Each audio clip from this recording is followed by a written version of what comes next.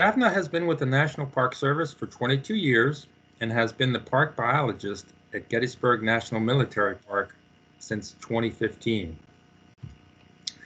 Her duties encompass vegetation, wildlife, water quality, agricultural special use, research permits, wildlife program planning and compliance, project review, and more.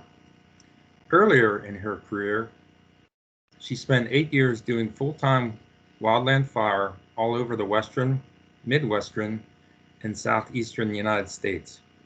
Even though she left full-time fire, she maintains 1 foot in the flame by going to western wildfires and by traveling around parks in the northeastern U.S. to help with prescribed burns. Daphna has a BS in Life Sciences from Ben-Gurion University in Israel and an MS in Rangeland Ecosystems from Colorado State University. Okay, Daphna, take it away. All right, thank you, David. I'm very excited to give this talk today. I've given it several times, but never to an international audience. Of all the things that I do in the park that David mentioned, fire is my favorite thing, and it's been near and dear to my heart for over 20 years now. So very excited to share this program with you. And I'm going to share my screen.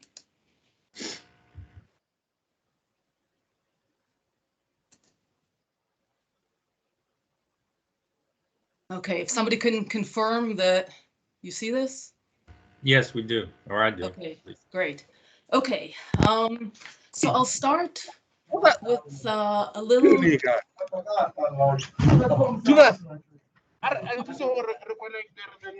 Hey. All right, I'll hopefully they'll mute. I'll start with a little history lesson, tell you a little bit about the park itself. So the Battle of Gettysburg is considered a turning point in the American Civil War, and it's also its bloodiest battle. So over the course of 3 days in 1863, about 50,000 soldiers were either killed, wounded, or taken prisoner. And even though the Civil War raged for another 2 years after the Battle of Gettysburg, and even though the South had many victories, it is considered a turning point for where the war started to go in favor of the North, in favor of the Union. So it's a very important event in American history, and I would also say it's a very important event in American culture. This map shows you where we are, and hopefully you can see my cursor here, but this black arrow points, the very point of it points to the Gettysburg. Reference to the south of us is Washington, D.C., right here. And then northeast is New York City. So we are at the very, very southern part of Pennsylvania, almost to the Maryland state line. So the battle took place in July 1st, 2nd, and 3rd, 1863. And almost immediately after the battle, small portions of it were being bought up to be to preserve and commemorate the battle.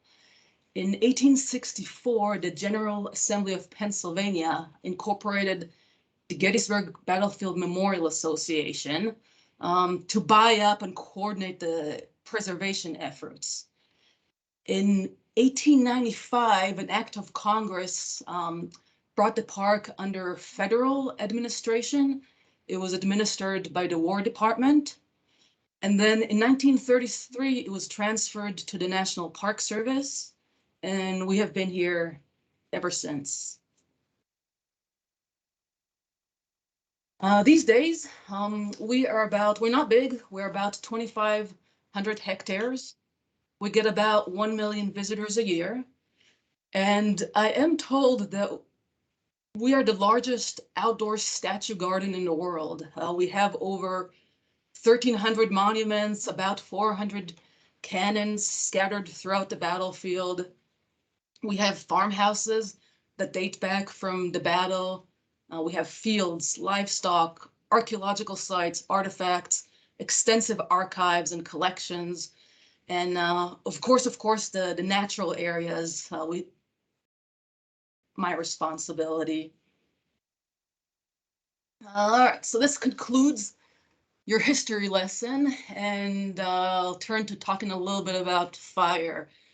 So these days, at least in the US, the big land management agencies, the Forest Service, Bureau of Land Management, National Park Service, they burn for two main reasons: ecological purposes and fuel reduction in the wildland-urban interface. Wildland-urban interface is any place where vegetation comes in contact with human improvement. So it could be a town, it could be roads, it could be an industrial area, anything that humans built. That area is the wildland-urban interface. But here in Gettysburg, a third very, very important reason that we burn for is historical landscape preservation. And I'll start with a story of Little Round Top. This picture was taken on July 15th, 1863. So really, this was less than 2 weeks after the battle. And what we see here in the picture, the hill that you see in the picture, it's called Little Round Top. And a very, very fierce and famous fight took place here. What happened is the Union troops were lined up at the crest of this hill here. There was, at the very top, there was also a Union signaling station. So the Union troops held the high ground, but there weren't that many of them, and they didn't have a whole lot of ammunition. The Confederates tried to take this hill. They came, if you can see my cursor, from this direction. If you can't see my cursor, they came from the right side of the photo here. And they tried to storm this hill to take these positions. Fierce battle. The Union did prevail, but there was a lot of costs in human life. At some point, the Union almost ran out of ammunition. There was a unit from Maine, the 20th Maine, that actually did run out of ammunition. They were positioned here at this little saddle. And when the Confederates came up the hill after they ran out of ammunition, they charged downhill with bayonets and swords and repelled the Confederates that way. So this is probably the most famous fight in the park. I would say this one and another fight called Pickett's Charge are the most famous fights in the park. And it's very, very popular.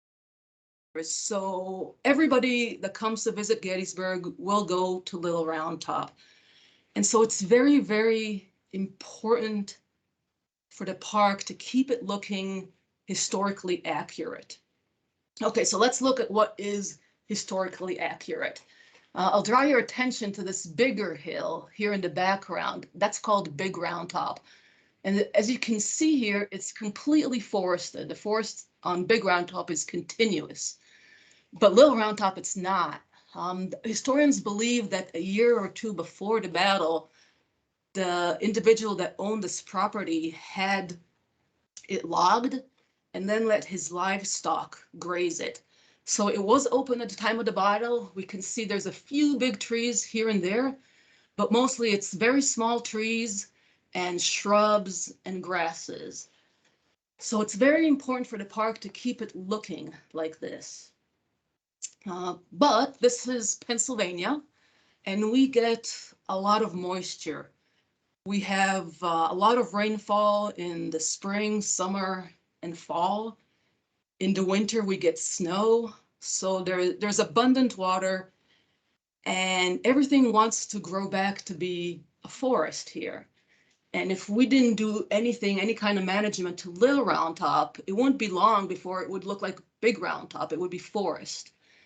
So keep this area looking open the way it did at the time of the battle. Here's another picture from that time period. Here you can see how bouldery and rocky it is, and how steep it is, especially as you get closer to the top. So how do we keep this area open? There's a few tools in our toolbox. We could use manual labor, basically people with tools, saws and loppers. This doesn't really work for us. The staff in the park is not big enough to manually control vegetation. We do have volunteers. We don't like to send them to Little Round Top. It's not an easy place to work. It's steep, it's rocky, it gets very hot in the summer, there's no shade, there's poisonous plants and ticks. So we don't like to send people to work there. The next tool is mechanical. The park does have a lot of tractors with mowers, bush hogs behind them. And in the flatter areas of the battlefield, that's how we keep the areas open. We just mow them. But if I go back to this slide, again, if you look at all these rocks, all these boulders and how steep it is, a tractor and a bush hog, they just can't work in here. It's not practical. Okay, the next tool is chemicals. You can use herbicides to kill the plants that you don't want, but the use of chemicals has its own negative effects, and we try to minimize those. And then there's burning. And what we found that works for us here in the park is a combination of two of these tools. So we will burn, and 2-3 months later, we will send out a small crew with backpack sprayers. And that does really two things, spraying after you burn. If you can imagine, the fire will come through and kill most of the small trees, and some of them will resprout from underground parts like the roots. And if you come with herbicides after a burn, you are spraying a resprout that's only 20 meters tall versus spraying a shrub that's, say, a meter tall. So you would use a lot less chemicals by spraying after a burn. And it's also, because you burned, you removed the dense vegetation, it's easier for the small crew to walk around. So they can cover a lot more ground in a shorter period of time than if we only used chemicals and didn't burn before that. Here's a picture of Little Round Top before our burn program started. And you can just see how this, it wants to go back to woods. I mean, look at all these small seedlings, saplings, small trees. If we didn't do anything here in 20 years, this would be a forest. Here's a picture of the day we burnt it in 2017. And here's another picture from that day. This is a panorama of it. And here's before and after pictures. So the top one should look familiar. You saw it a few slides ago. So that picture was taken less than 2 weeks after the battle. And then the bottom picture is from these days. So I think you can see that we're pretty successful in achieving that historical look that we are aiming for. Okay, so in Gettysburg, we use fire as a tool to preserve the battlefield and interpret the actions of the Battle of Gettysburg from July 1863. In simple words, we use it to keep open areas open. But that's not the last of it. We also use fire for ecological purposes. In woodlots, we use it to manage for open, oak-dominated communities. And in our grassland, we use fire to manage them for native warm season grasses and forbs. It takes a lot of work for a park like ours, and really any park, to be able to burn. It's sort of stairs that you climb up, and I tried to make the slide look like stairs, or maybe, if you will, it could be a ladder that you're climbing. The base of the stairs, the first step is the enabling legislation of the park. the laws, acts, statutes that created your park. And then the next step is a general management plan. Every unit of the National Park Service has one of these, and it lays out the goals and objectives for the park. And then the next step up, that starts to where you're specifically getting into fire. It's a fire management plan, and ours is pretty new. It's from 2015, and it deals with unplanned ignitions, such as wildfires, and planned ignitions, which are prescribed or controlled burns. And from that, you can build the next step, which is where it gets to be fun. We have a 5-year fuel treatment plan. I'll talk a little bit more about this in the next slide, but this is where you gather people from the park, and you think about the park as a whole, and you think about what areas need to burn in the next 5 years, and you make a list. And then you realize there's never going to be enough people and time and money to get all the burning done that you want to get done. So you prioritize, and then you come up with a schedule on which unit are you going to burn which year. And then the next step up is very, very specific. It's a prescribed fire plan. Each unit that we burn gets one of these. And this is where it gets into the real details of the prescription, under what conditions, weather conditions and fuel conditions you're going to burn under. What are you going to need? So how many people, how many engines, and so forth. So very, very specific details. A little bit more about that 5-year fuel plan. So yes, you identify the target areas, your burn units. Then you look at the current conditions, what's there now? What are you trying to get to? What's your desired future condition? The schedule. So in the next 5 years, which unit are you going to burn? What year?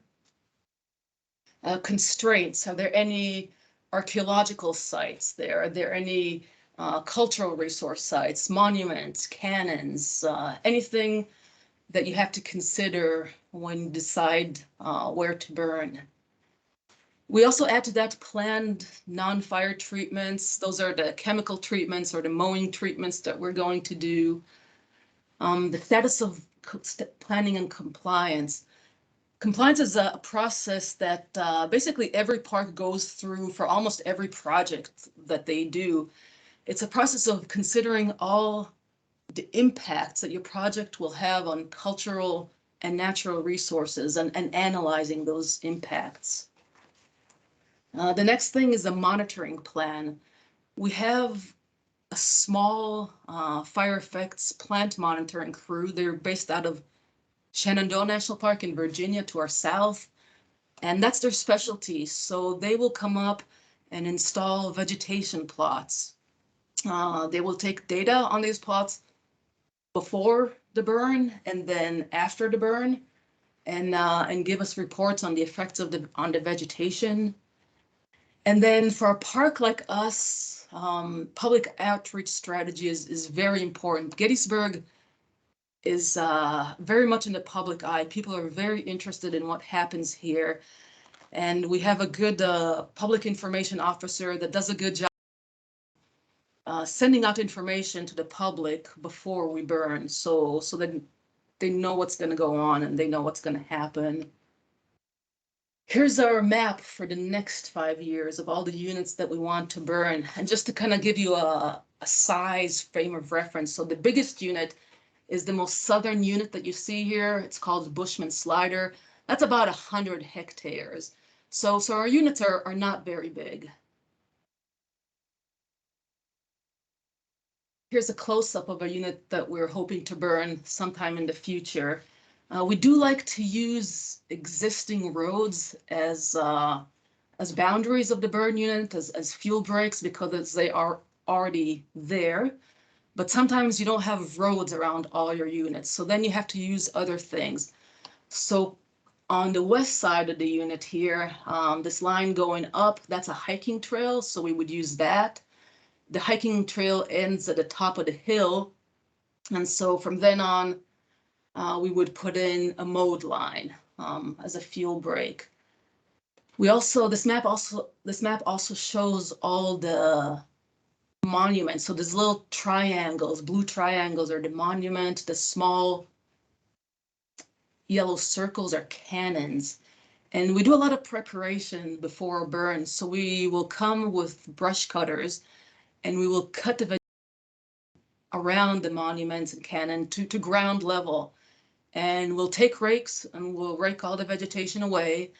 And then you can burn it. That's enough to prevent any kind of damage to the monuments and cannon. When we do that, we've never had any kind of issues on a burn. Okay, very, very important.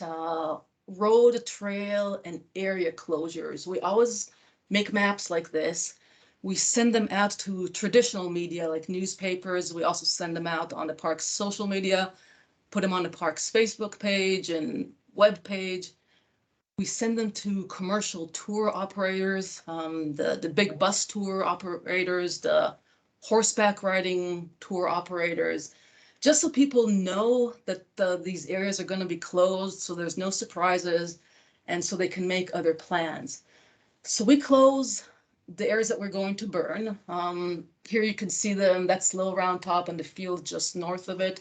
We also burned, but we also close all the feeder roads that come into these areas. So any road that a visitor might drive or walk or ride their bike on, those are closed.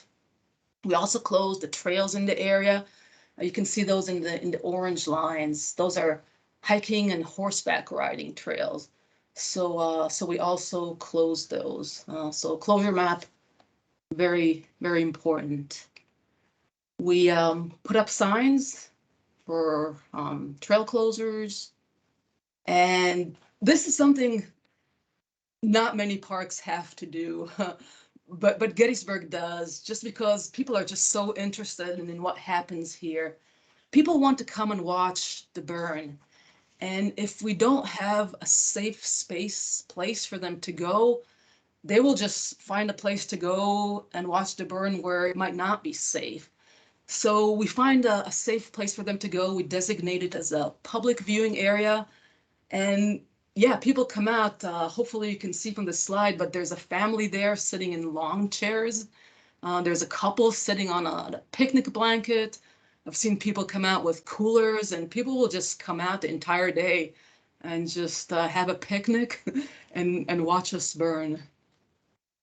Yeah, I don't think many parks have to do this. Smoke and air quality. This is something that seems to become more and more important as the years go by. We are very lucky. It's not that much of an issue for us. Like I said, our burn units are small, so we don't produce a lot of smoke. And the area around here is very rural. There's the small town of Gettysburg. It's not very big. And everywhere else around here is mostly agricultural fields. So we don't have a major city, major metropolitan area, interstate highway. There's nothing like that around here. So we're pretty lucky with this. Other parks have to deal with this a lot more.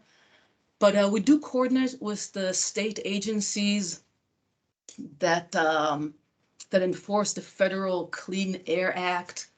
We let them know when and where we are going to burn. Crew photos, so the people on the burn. About a quarter of the people that you see here work from the park. None of us are full-time fire. We don't have anybody that's full-time firefighter here in the park. All of us are what's called collateral duty firefighters. Most of us are from either natural resources, maintenance, and our law enforcement division. So we don't have enough people and enough expertise to carry out a burn. So we get help from other units of the National Park Service. And we also get help from the Division of Forestry from the state of Pennsylvania. They send firefighters and engines. So it's really nice to have people come from all over the place to help with our burns. Okay, some lessons that we learned over the years. Fire is a tool, not a solution, and often in combination with other treatments. So here in Gettysburg, we like to burn and then follow up with chemical. That works for us, but that really depends on the park, on what part of the country you're from.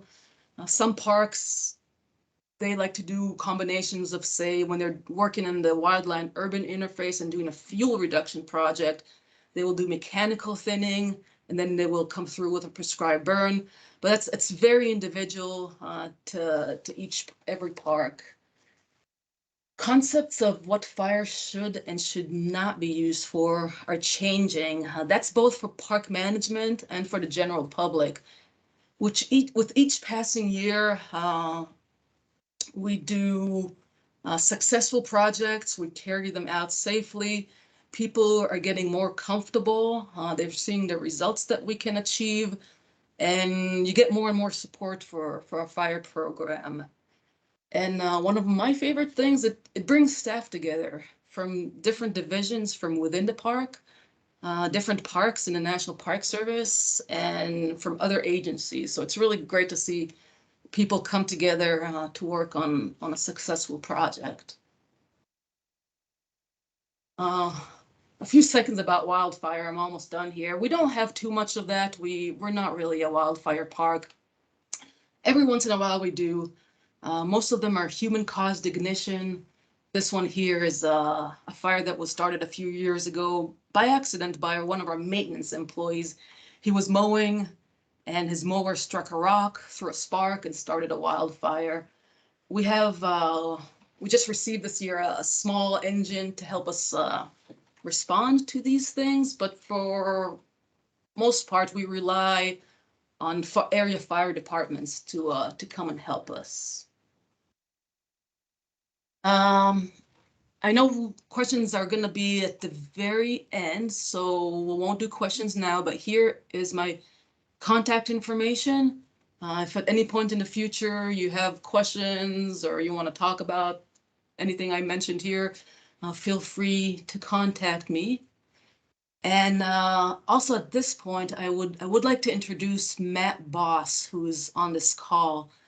Matt's our Assistant Fire Management Officer. For this entire area of the Park Service, it's called the Mid-Atlantic Fire Management Area. And he has been with our burn program since the beginning, before the beginning. Very knowledgeable. So if there are questions at the end, if there's park-specific questions like specific to Gettysburg, I'll take those questions. And the more technical, fire-specific questions, Matt can answer those. So we'll tag team answering questions. And David, that's all I had. I will stop sharing my screen here. Okay, thank you, Daphne. That was very interesting. Thank you. Seems to be a echo. Okay, thanks. That was great. So next up is National Parks social ecologist Isaac Smith. He's luckily still with us. He hasn't lost electricity, so let me introduce him and he'll take it away. Isaac is a scientist employed with South African National Parks since 2005. Most of his work involves spatio-temporal analysis using tools of GIS and remote sensing and relates to processes park management can and do influence through their actions. For example, fire management, artificial water provision, culling, etc.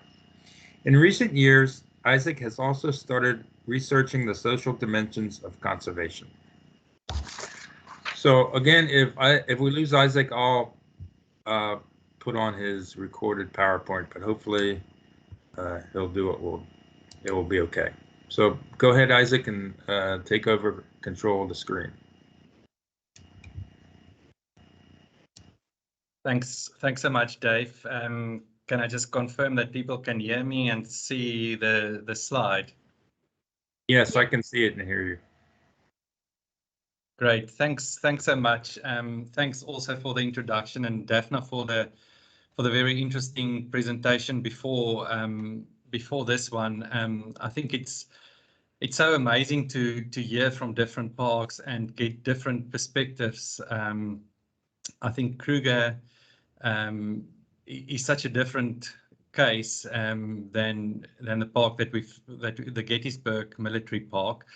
Kruger is about 2 million hectares, which I think makes it about 800 times the size of Gettysburg, but we only receive twice as many tourists. So I would love to hear a presentation to hear how they manage all those tourists in those parks. So thanks for a great presentation. So I just want to acknowledge some of the collaborators and the people that's also provided inputs into the thinking and the slides for today. So just to give you a brief outline, Daphne took the liberty of giving us a history lesson at the start, and what I'm going to do is I'm going to take the liberty to give you a savanna ecology lecture to start off with, to provide the context for our fire management, and then how we use prescribed fires in the context of today's theme to address some management concerns that we've got in the park. Then I'll briefly talk about our fire management protocol and monitoring protocol, the challenges we experience, and a brief wrap up. So Savannah 101, I realized there's people from many different parts. When I was waiting, I heard people talking about snow and so forth. So this is the Kruger National Park, which is a very different situation. It's a semi-arid tropical savanna, and this is a photo showing you what the park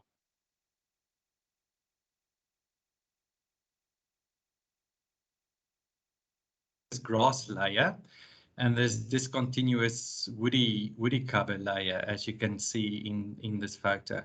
And to really understand fire and what one tries to achieve with fire, one need to understand the drivers of these patterns. Sorry, Dave, can you still hear me? I just had a message talking about poor internet connection. We lost you for a second, but now we can hear you again. Thanks. Okay, great. So firstly, we need to understand what drives these patterns of the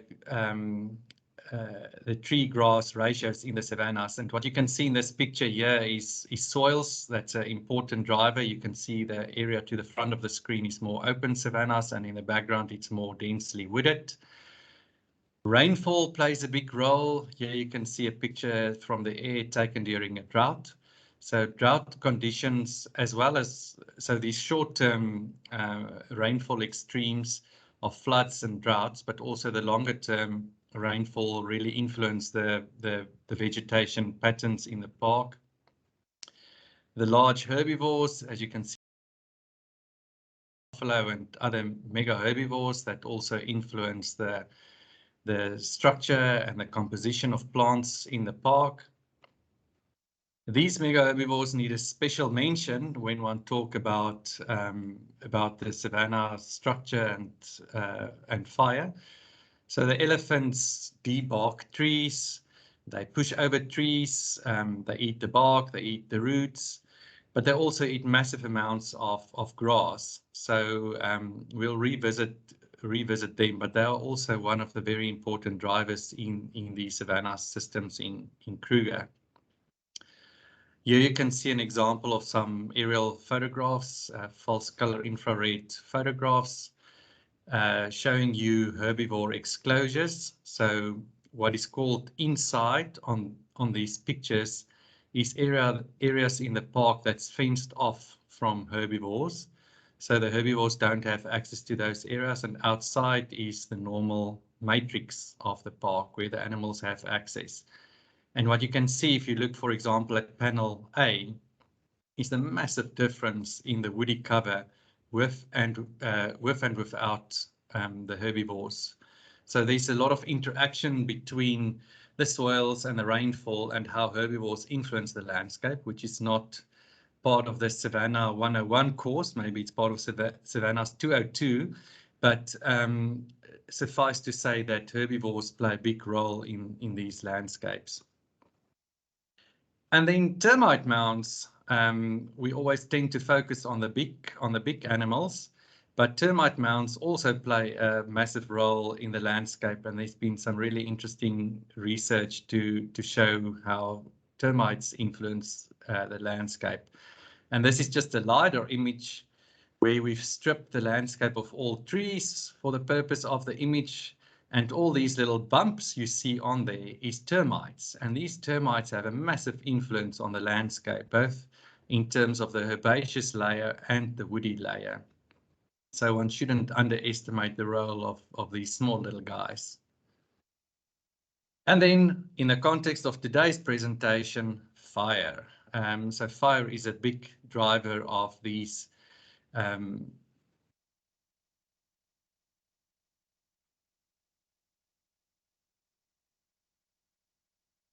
we've got experimental fire plots in the park that was started in the 1950s, where we've got areas where we exclude fires and other areas where we burn different seasons and at different frequencies.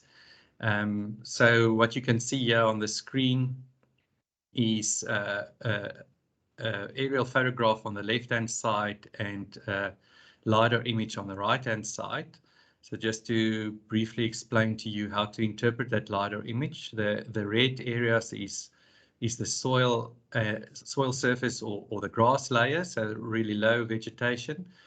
And then the yellow is small bushes, and the green and dark green is taller trees and larger canopies. So what you can see on this slide, similar to what Daphne said, you need fires to keep these landscapes more open. Something else that's really fascinating in the context of fire is that there can be that the day on which you burn and the weather conditions on the day that you burn can play a very big role.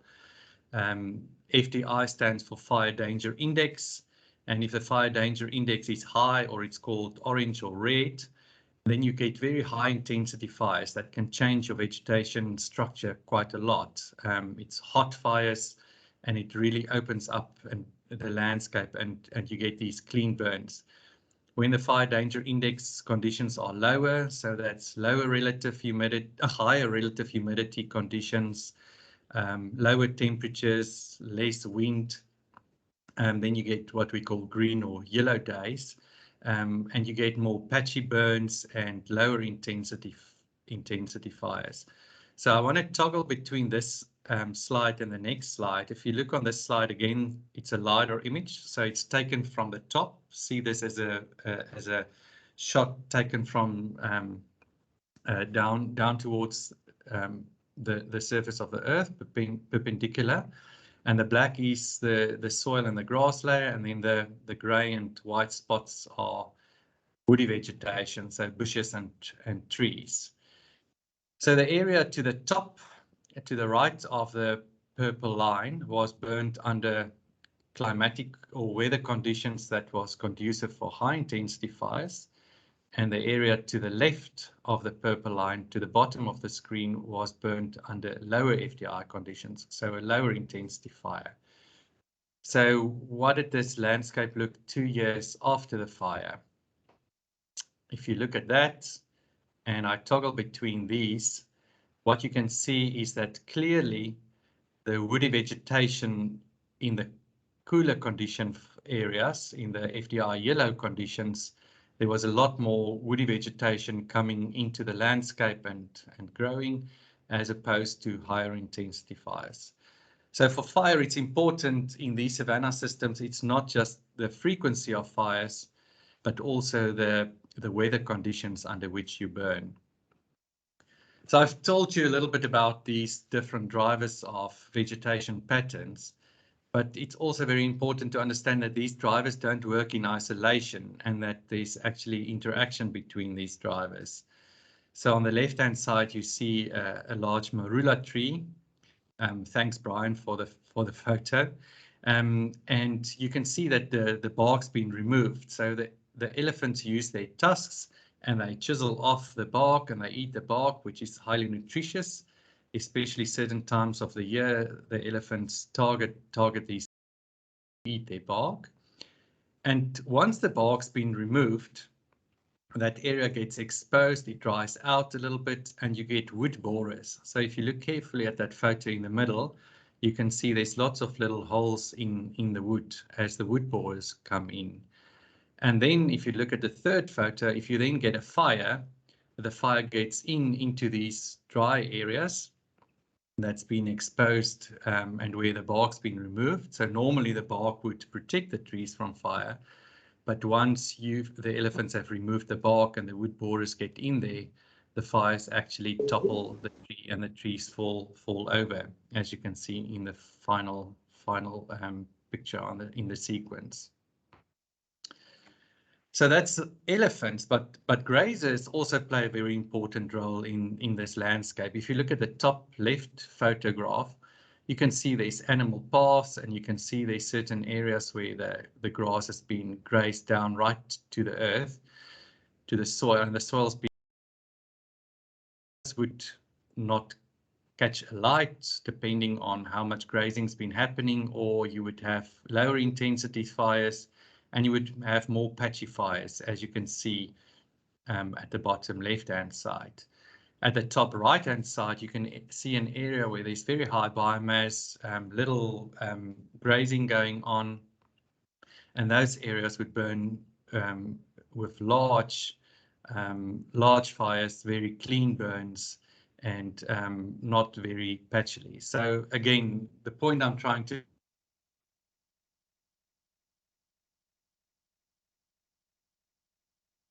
with other drivers like elephants and grazers.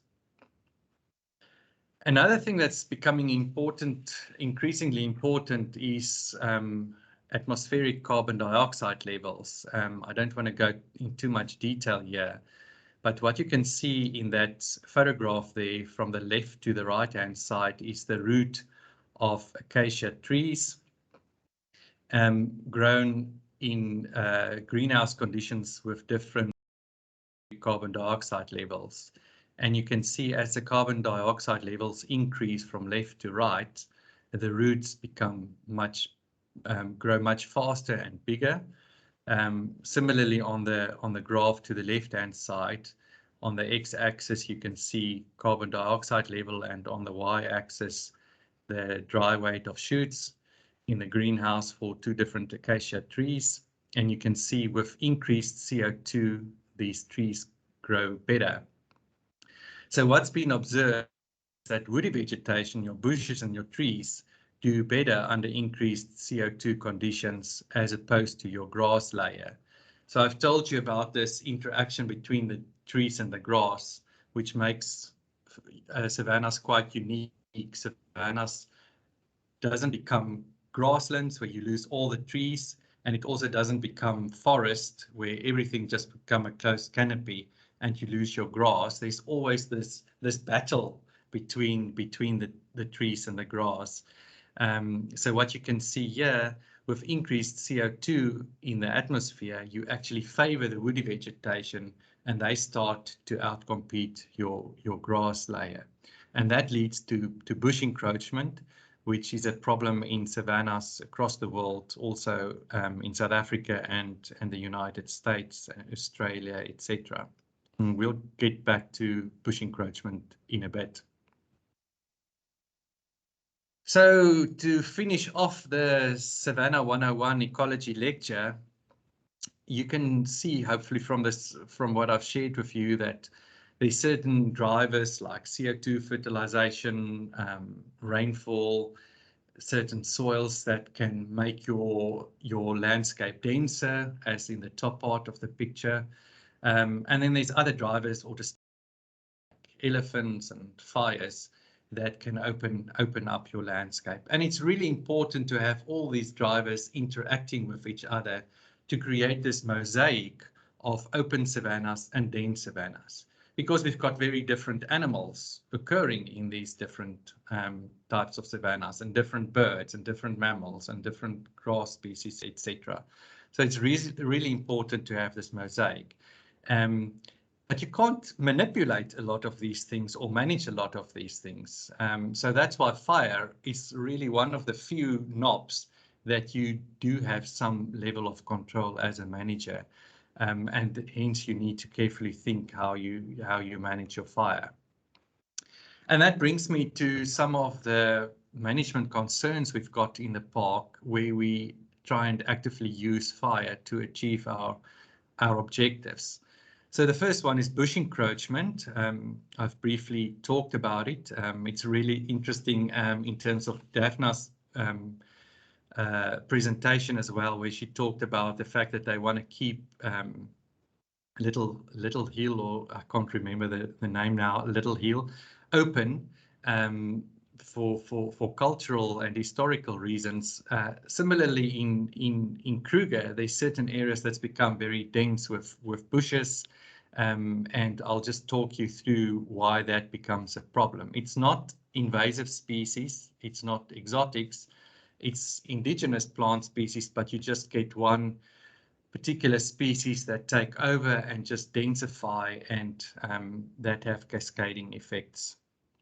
And this has been observed wide scale in savannas. If you look at that graph on the left-hand side, you can see that the annual change in woodland extent in South Africa has increased over that time period, shown there. And you can see that the bush encroachment or densification seems to occur more in more mesic areas, in areas with higher rainfall. And on that picture, you can see an example where you get sort of a monospecific standoff, the same tree at quite high densities.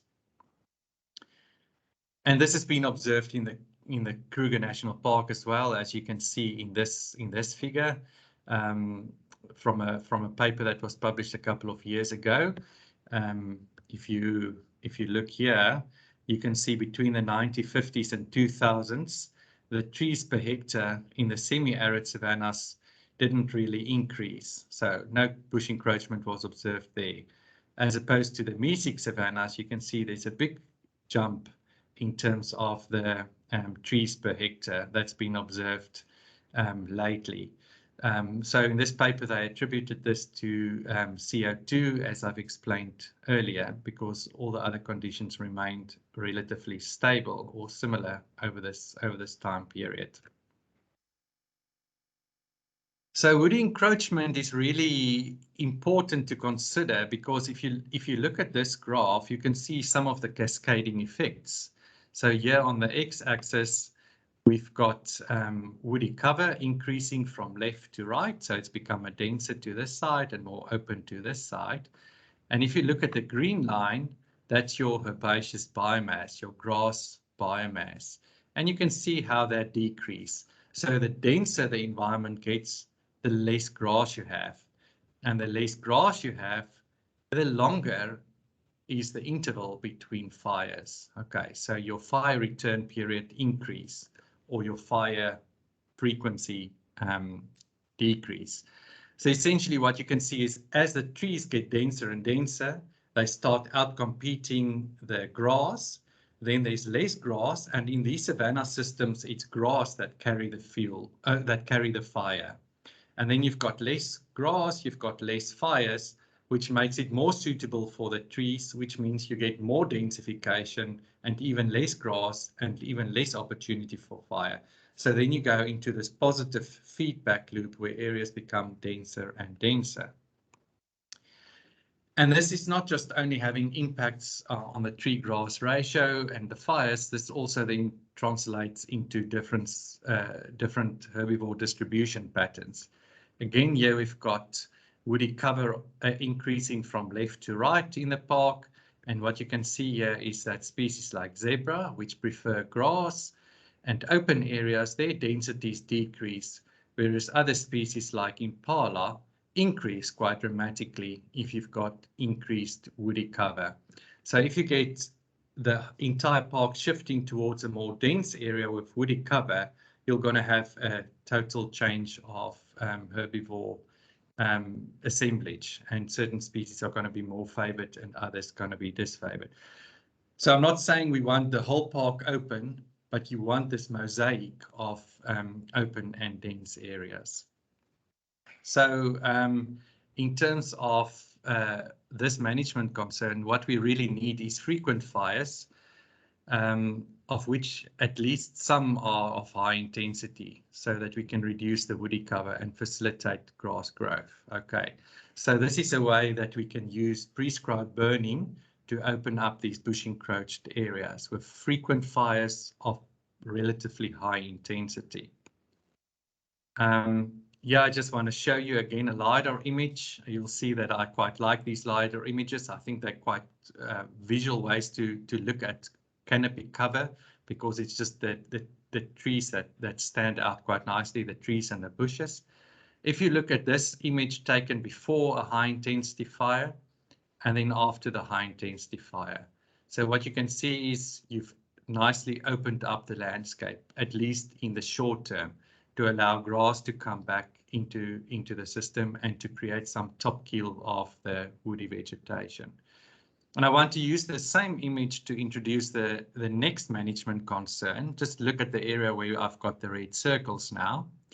So those are tall trees with big canopies, which are quite keystone features in these landscape. And if you look at the pre-high intensity fire and the post-high intensity fire, you can see these trees toppled over and was lost from the system. And this brings me to the second management concern, where we need to really think about our fire management, and that is the loss of tall trees. And the loss of tall trees has been happening in the Kruger National Park for quite some time. This was a study done using aerial photographs from the 1940s till the 1980s, and you can see that the number of tall trees per hectare has dramatically declined over time, and this is actually a continuing trend. Yeah, this slide is not probably that important, but this is just to show that the loss of tall trees is of global concern. Obviously, it's not always linked to elephants or fires, but nonetheless, it is something that's receiving attention in the global literature. And these tall trees are really important. They act as nutrient pumps in these landscapes. So the grass under these trees are often more nutritious. It's also important nesting sites. You can see a couple of nests in that tree. Certain vultures only nest in certain trees with certain structures. It's important for thermoregulation. Quite often on these very, very hot days, animals would aggregate under these trees. So it's really important for thermoregulation. And then, of course, it's got tourism value and for its aesthetic appeal, as you can see in this photo. So in terms of the loss of tall trees, if we want to try and reduce the loss of tall trees, we want early season fires. So early season fires are cooler fires because the biomass is still a bit green. And if you have earlier fires, you've got cooler fires, and it's more patchy fires, which then protect your tall trees because you don't get these high intensity fires that can topple the trees, especially if it's got elephant damage. And it also allows some trees to grow out of what we call the fire trap into these taller heights. I'm running out of time, so I'm just going to skip through some of the slides. And then the final management concern is that we've got a lot of infrastructure, tourism infrastructure, staff infrastructure throughout the park. As you can see, here's a little rest camp. All of those bungalows on the photo there, it's got thatched roofs. There's lots of tourists in there, and they all at night make a little fire on which they cook their meat. We call it a braai in South Africa. You call it a barbecue. So obviously you need to make sure that you reduce the fuel loads in those areas for the safety of the humans and in terms of protecting the infrastructure. So that's our third management concern. So this brings me to the burning for ecological and social outcomes, which is interesting. I've never really thought about burning for cultural outcomes, as we've heard in the first presentation. So the Kruger National Park on the right is being divided into various fire management zones, as depicted there. And these fire management zones are delineated based on underlying geology, historical fire patterns, rainfall patterns, and then very importantly, the objectives, the fire objectives and ecological objectives that we want to achieve in those areas. For example, the pink area to the southwest on the screen here at the bottom. This is an area, higher rainfall area. This is where we experience a lot of bush encroachment.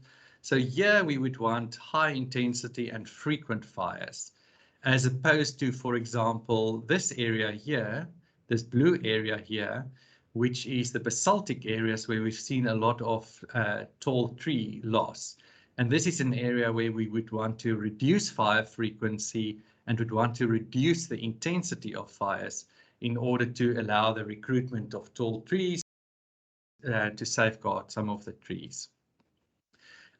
So what you can see from this is that we've got quite a nuanced fire prescribed burn regime in the park, where in different parts of the park we've got different objectives where fire can help us in different ways to achieve those objectives. And based on that, we then do our fires differently in these different landscapes. So for each of these fire management zones, we've got the ecological outcomes that we want to achieve. And based on that, we then have fire regime, what we call thresholds. So for example, in areas where let me retrace. So those thresholds are then based on what proportional areas we would like to burn in each area and at what intensities we would like to burn those areas. And this is proportional areas, but these proportions change between years based on the rainfall of the prevailing two prevailing years. So it's almost moving targets. So it's proportional areas.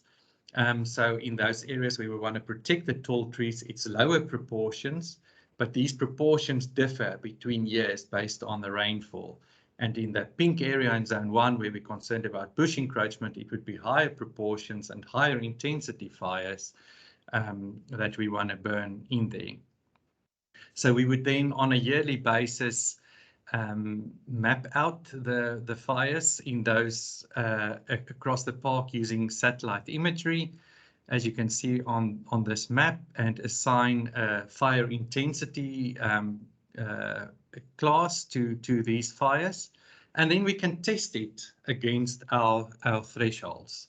So did we reduce fires in the area where we wanted to reduce it? Did we have quite a lot of fires in the areas where we wanted more fires? Did we achieve the intensity objectives of cooler fires in certain areas where we want to recruit tall trees and have high intensity fires in areas where we want to curb bush encroachment? So to wrap up, if you just look at this sort of process of the adaptive management process, so adaptive management is really learning by doing. So what we do every year is steps 3, 4, and 5, which is in blue for those that can distinguish the colors. So we implement our fire policy or protocol, and then we monitor the effectiveness of this implementation. That's that map I showed you, where we actually look at area burned and intensity burned. And then we reflect on whether we've achieved what we wanted to achieve And learning from that, we will then in the next year implement our fire protocol again. So on a yearly basis, we monitor, we reflect. We do, we monitor, we reflect. That's the annual cycle. But then every 5 to 10 years, we go right back to step 1 and 2 as well, and the green bits in there. So then we revisit these ecological and social objectives that we've set, and we've said what new information have we learned from fire research? What have we learned from our experience in the field? What's doable, what's not doable? Because sometimes we come up with a nice fire policy, but it's just not practical, and then we need to adjust that. So we revisit the overall ecological and social objectives based on our knowledge and our experience. Then we update the protocol, we implement it, etc. And then we circle again between steps 3 to 5. So you can see this is a learning by doing, and that's the way we. So I think we've changed the fire policy in Kruger National Park, I think 6 or 7 times since the 1920s, which shows you that we're not bound by one policy, and we try to adapt as we learn.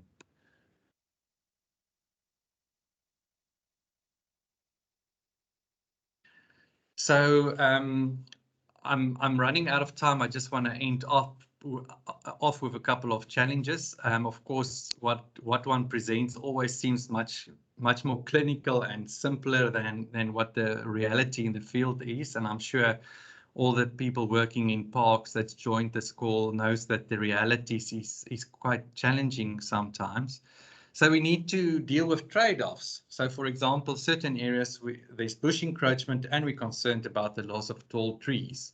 But then the fire that you want to put in, the fire prescribed fire that you need in there is quite different.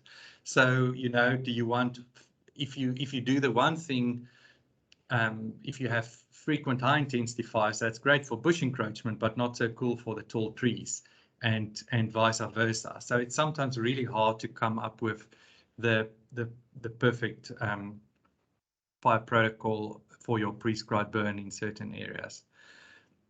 We really struggle to reduce the area burnt and the fire intensity on the basalts. It's these big open plains with high biomass, grass biomass.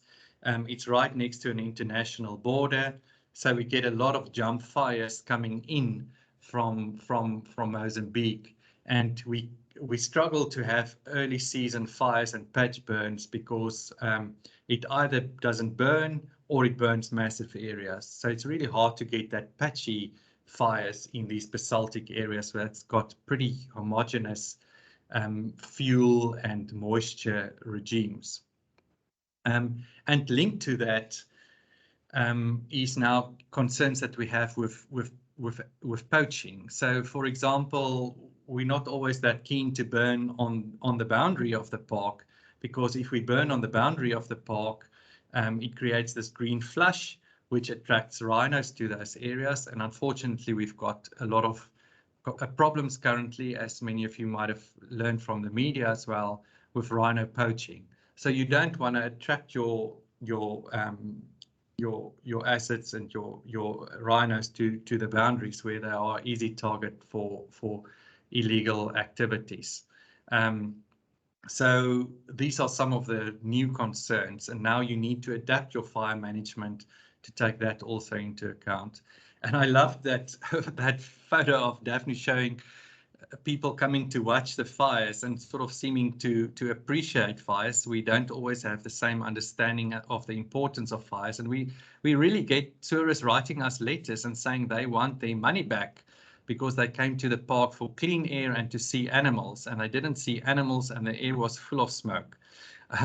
So we still sometimes need to really engage with the public to be more accepting of the important role of fires. And I often say to people that, you know, a savanna landscape can be seen as a symphony, and some of the important instruments in the symphony is elephants and droughts and fire. So without these instruments, you won't have this beautiful Savannah Symphony. So I had to go through it in quite quickly. There's a lot more interesting information. There is a paper that we published a couple of years ago. You can see the reference on the screen. I'm also happy to share it with people if they're interested, if you want to read more detail. And we sort of writing a sequel to this paper on a little bit of an update on what we've learned since publishing this paper. So thank you very much for your attention, and I'm glad the electricity didn't go down so that I could present to you live. Thanks so much. Thank you, Isaac. That was great. And I'm also very, very glad that you were able to stay on. Okay, we had two great presentations. Very, very interesting. I learned a lot. Now we have time for, let's see, about 20 minutes for questions or comments. So if anybody would like to raise their hand or put a question in the chat box, we'll hopefully be able to answer them. Anybody? I guess I'll ask a question. How do you, when you do a burn in Kruger, how do you make sure the animals aren't harmed? Do you have to just wait for them to migrate out and then you do a burn, or do you, or do they just run from the fires? Thanks, Dave. That's a great question. I think if I look at how fast humans can run, I don't think there's a single animal that we can almost outrun. I think even a garden chicken is faster than us. So what we've seen from experience in the park is that the animals really, they've evolved with fires. These savanna systems burn very frequently, so they actually respond very quickly to the fires. They move out, and I've actually seen literally where an area has just burned and then the animals move in there for the safety of that area as well, because the visibility is high. So there's always, quite often, there's safe spots, there's river areas, or there's grazed down areas, so the fire goes around these areas. So the animals don't seem to matter to be. It's not a very dangerous situation for them. Having said that, animals sometimes do get killed in these fires. So these, which is also just part of these systems, that the animals might get trapped in areas, especially with ring fires. What we do, however, is if we do management burns, is we wouldn't close a block so that the fire burned to the center, but we'll burn from one side so that the animals have adequate time to escape from the fire. I see there's a question on reptiles as well. So the reptiles is interesting in the sense that these fires move really fast, and we've had loggers in the ground to actually measure the temperatures, and I think like 1 centimeter below the ground you can't even detect that there's a fire moving across the landscape. So a lot of the animals can just go under the ground. And it's really a surface fire. It flies over the landscape. It's very different from forest fires, and which I think a lot of our American colleagues are more familiar with. Thank you. I see Vic PR has a question. Would you like to ask your question? Thank you very much, and thank you for your presentations. I think I'm glad with what I've seen, especially the experiences that are coming from Kruger National Park. I just wanted to find out the forest fires that you're having between Mozambique and South Africa. Is it as a result of the fire protocols which are in Kruger National Park, or it's poaching and other related activities? I'm asking this question from Zambia with a view of how we can change on some protocols regarding some of the initiatives where we want to do cross-border cooperation under fire, like the DRC and Zambia. Thank you.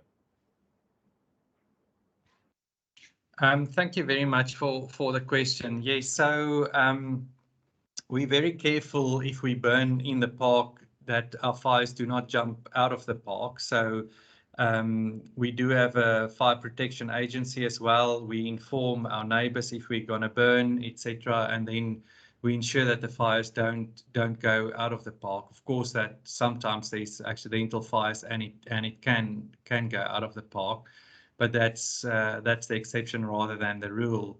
But we do get quite a bit of fires coming in from the Mozambican side, where there's a lot of rural villages, and where people use fire in the landscape like they've done for many years, and which is actually quite natural and important in the landscape, where they create grazing areas, etc.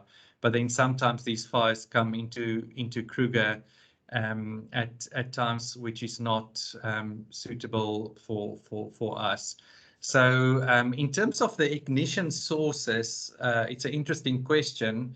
We do have lightning fires, but we do also sometimes have poachers or illegal immigrants or tourists that would accidentally or purposefully set fires. So it's from we get a whole range of different ignitions. And another lesson that we've learned that I didn't have time to go into now is that ignition sources is not in short supply. So it's really the fuel, the grass loads that determine how much fires you're going to have or have to prepare for. There's always enough sparks. The question is whether there's enough grass. Okay, thank you. Dan Foster from Lake Roosevelt, would you like to go ahead? Sure, thanks, Dave. I have a question for both Isaac and Daphne. Actually, I have two questions, one for Isaac and then one for both of you. The first question for Isaac is, what kind of efforts do you take to work with the termites? And specifically, if you have a high intensity fire, how deep in the soil does it affect the termites? Do these high intensity fires ever sterilize the soil, such as we see in the Western United States, where we have high intensity fires and it just nukes everything? And then the second question for both Isaac and Daphne is, what are you doing about exotic species that come in post-fire? And how are you controlling the exotic species that might be coming?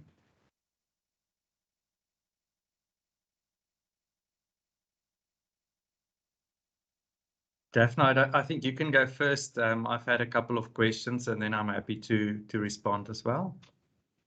Okay, yes, with the exotic species, there's, I guess, two categories that we see come up after fire and that we chemically treat. So one is a perennial forb called Canada Thistle. And this is a plant that's there before the fire, but it can increase after a fire if you don't treat it. So the small crew that I mentioned that comes through with backpack sprayers, we also target Canada Thistle with that. And then there's non-native shrubs. We have a few species of those around here. And again, we target them, what's resprouting with chemicals, and you don't need to use a lot of chemicals because the resprouts are small, and a couple of squirts will usually take care of them.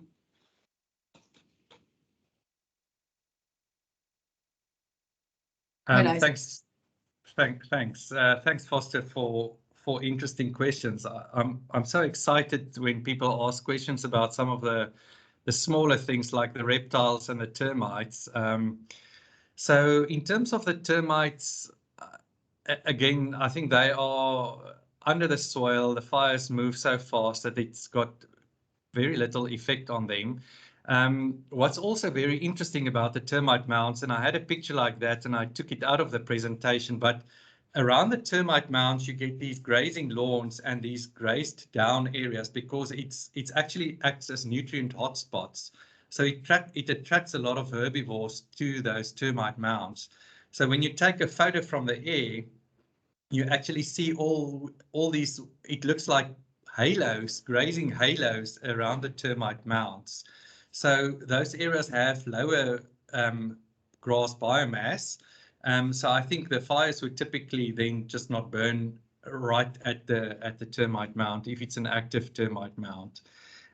We do have a colleague who's doing a PhD actually looking at the effect of fires of different frequencies and intensities on the short and long-term impacts on the soils, both from a physical and a biological and a chemical perspective. So watch this space. The name is Tertia Stradom.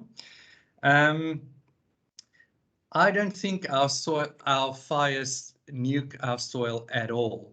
You will see once the rains return, there's just grass and forbs everywhere. So the seed bank stays active. The only places where you see areas that doesn't get revegetated is where you've got tree stumps lying on the ground that burn, and it creates a long residence time for the fire of quite high intensity. Some of these old trees can burn for a couple of weeks, actually. So then you've got a sort of a sterile situation for a short term, but then potentially quite a nutrient hot spot. So I hope I've answered that first question, at least to some degree. Then in terms of the exotic species, we don't have massive problems with woody exotic species in Kruger. We do have active teams that go out and hack these things down and control these species. We also have some biocontrol. We are concerned about some of the herbaceous species that's been coming in, exotic species, because they're very hard to manage. For example, Parthenium, which is also poisonous.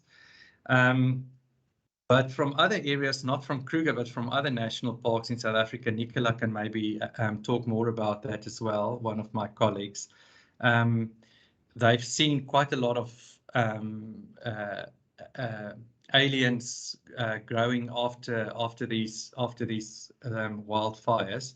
But some of these alien stands have become so dense that with the fires, it actually creates opportunity to get into areas to clear them, which is not always possible. But it is a concern that the invasive species change the fire behavior and the intensity, especially in the fynbos areas, not so much in the savannas. Okay, thank you, Dan. That was a good question. I see Brian has his hand up. Brian, go ahead. Thank you. Thanks, Isak, for a great talk. I just wanted to add to the two questions there. The one is regarding the termites and the intensity of fires. I think Isak has covered that well. But we have quantified fire intensity over all of those experimental plots for many years. And the intensity that you get in these savanna fires is orders of magnitude less than what you would get in typical forest fires in the US. So it's a very, very different situation. That's the one point. The other one, with regard to the aliens, the suite of aliens that are in Kruger National Park are not really fire driven. So you would get things like lantana, which is something that invades down the rivers. It gets spread by water. There are several aquatic weed species which grow on the water. There's a cactus species which is now happily controlled with biological control quite well, which leaves you with the other two, Isak, which is chromalina and Parthenium. Both the Parthenium, I think, is an annual species, so it just keeps coming back, fire or not. You know, they're very tough to deal with. Thanks. Thank you, Brian. Keddy has a hand up. Go ahead. Thank you. I have two questions. One is going to Isaac. You mentioned that you are using high intensity fires to control the woody vegetation. I'm interested to know if is a whole range of new species coming up in those areas where the woody vegetation control program is taking place, or you have the same species kind of persisting? What are your observations in those areas that you are applying the fire intensity control program? Then to Daphne, and also a little bit to Isaac, because he talked about having these fire plots. I'm interested with Daphne. You talked more clearly that you do have some pre and post fire data that you collect on your fires. What exactly do you collect, and how do you apply this information that you collect pre and post fire? And also maybe to Isaac, because I realized you have some fire plots. Are you collecting this kind of data as well, and to what use are you putting it?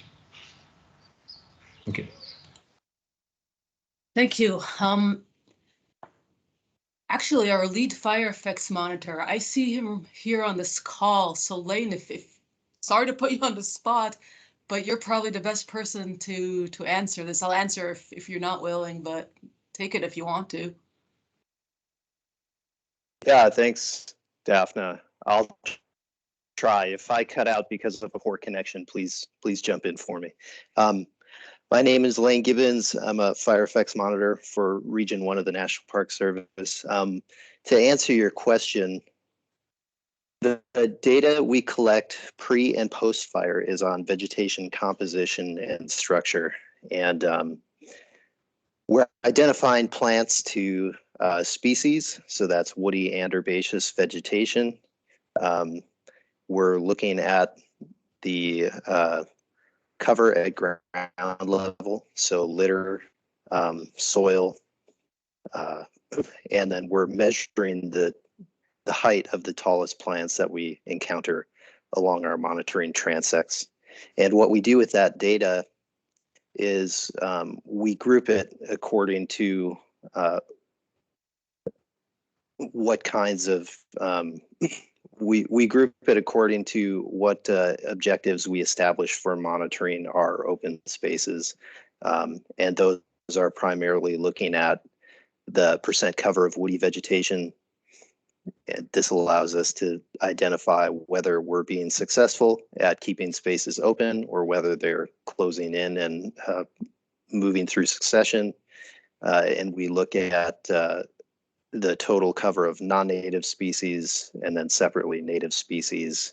And that allows us to gauge whether or not we're meeting objectives on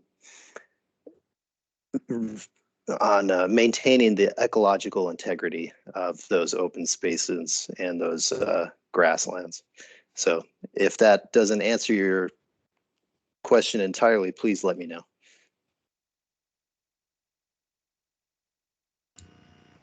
Thanks for that. Yeah, thanks, Lane.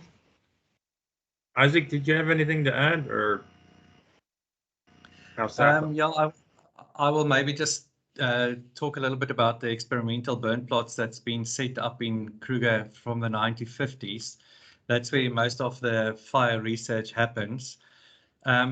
So we make very much use of leveraging with external research collaborators. So what SANParks does is we apply these fire treatments. We've got it in different landscapes replicated. We've got different fire regimes, fire exclusion, annual fires every second year, every third year, or every 6th year, and different seasons from the wetter to the dry season. And then we make use of external researchers to run research projects on those plots. We sometimes assist with data collection, and the type of data we collect is composition of the grass species and the woody species. There's historical belt transects that get resurveyed from time to time. We make use of remote sensing technology. And then quite a bit of biodiversity studies as well, bird surveys, which animals use these different plots. So it's not just about the vegetation, it's also about biodiversity more widely. Okay, thank you. Are there any last questions or comments? We're just about out of time. We have enough time for maybe one more.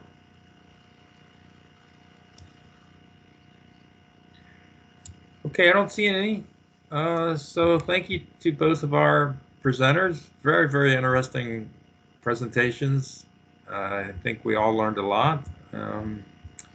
And hopefully we can have more collaborative webinars in the future.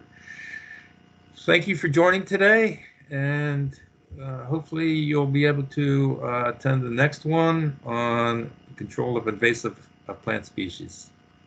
Thanks again. Yeah, Thank you. Thanks, everyone. It was fun. Okay, great. Thank you. Bye-bye. Thank you. Thank you. Bye. Thank you. Thanks, Isaac. Thanks, Dave. Glad it worked out. Yeah, yeah. I'm glad you got your power. You Yeah. Yeah. air conditioning on, right? You don't Bye. want to lose that.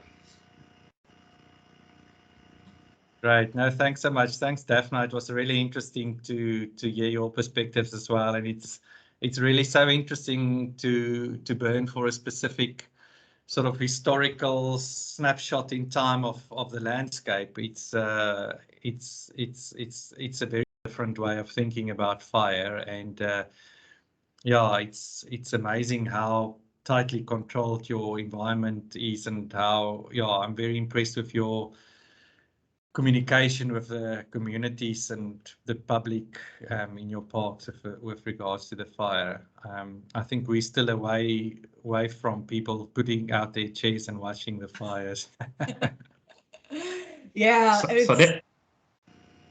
Yeah, I mean, Kruger sounds like such a, I mean, it's so different than, couldn't be more different than what it is here. And you said you have science, fire science, since the 1950s. I mean, that is huge. I mean, that's a lot of continuity.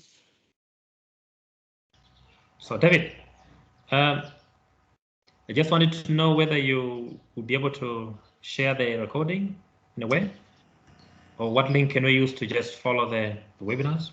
I was just invited by colleagues. Getty, can I ask what agency you're with? Forestry Research in Zambia. Oh, Zambia. Oh, great, great. I'm glad you could join us. I'll try to share the webinar with you. The problem is that we've had in the past is it's hard to export a webinar recorded on a U.S. government laptop overseas. Huh. Okay. I've run into the problem before. I'll see if there's a workaround, but I'd love to share it with everybody who has an interest. Okay, so maybe you share a link or something that I can follow the rest of your other webinars. Oh, that'd be great. Thank you. I'll make sure you get an invite. Thank you. Okay, thanks. So Isaac and Daphne, now that I have you here, I don't want to create more work for you, but Isaac, Daphne had a proposal to do a webinar on culling, and I see that you coordinate some of that too. I don't know if you'd have an interest in doing a joint webinar on that. But you don't have to say yes or no right now, but something to think about, I'm always looking for speakers, and today's was really awesome.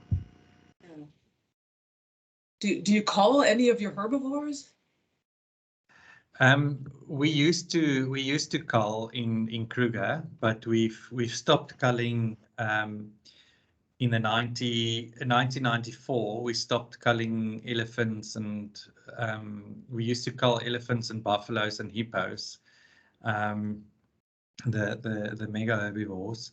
And it's been really interesting. We actually published a paper on that, on how the fire patterns in the park has changed since we've stopped culling, because